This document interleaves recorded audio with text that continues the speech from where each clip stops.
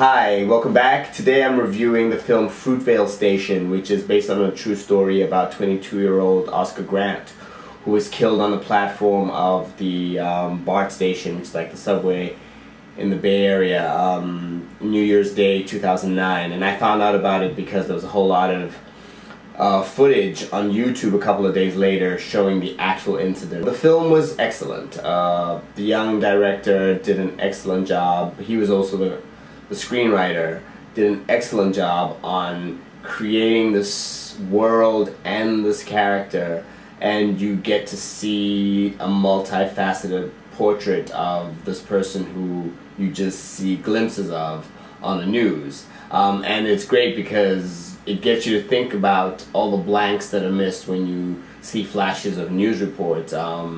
As the director said, this was someone whose loved ones was not coming home to, and so the film explores the different aspects of his life. We spend the last day of his life with him.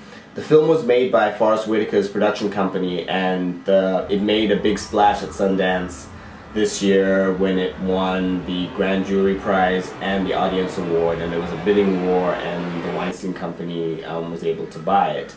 And it then went on to Cannes, where it won Best New Director. And I think it was well deserved because the young director, who's 27 I think, Ryan Coogler, as I mentioned before, does a great job with telling this three-dimensional story and giving you different pieces of this person's world. He moves and changes as he moves through these different worlds, and there's a really nice balance of when you're rooting for him, and then there are times he does stuff and you're just like, man, no. I think the film is also a love story to the Bay Area because of just the beauty of the way he captures the beauty of the whole area, whether it's East Oakland, or you're right by the water, or when you go into San Francisco. Even the BART itself, where you know as you're moving through the film is going to be the scene of a horrific incident. The BART is shot so lovingly throughout the film that when you get to that part, it's so deeply integrated and woven into the movie experience. I really do think this is a beautiful love story to the Bay Area. Actor Michael B. Jordan, who was in The Wire, he was great on Friday Night Lights. He did a great episode of House.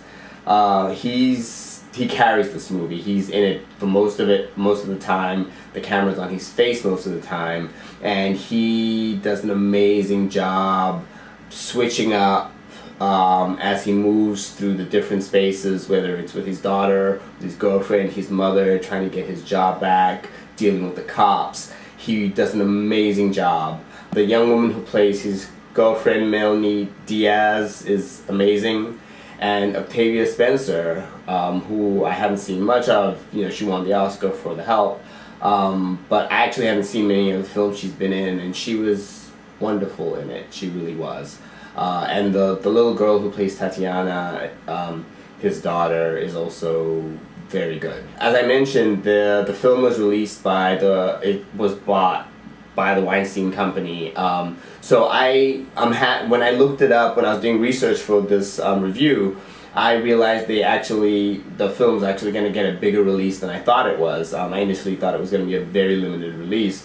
But it opens in New York, LA, and the Bay Area on July the 12th, and then the following week it opens in a couple of more cities like DC, Chicago, Philly, Dallas, Houston, and then the following week, which is July the 26th, it opens nationwide. So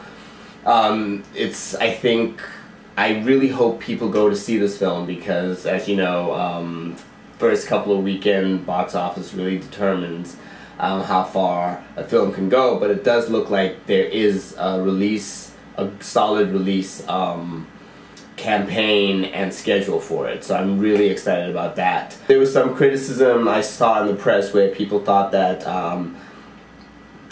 he was lionized or made some kind of martyr, and I think that I disagree with that in terms of when you see the full spectrum of what he goes through throughout his day, and also just reading up about the character. You know, he wasn't a saint by any means, but there was, as always, wonderful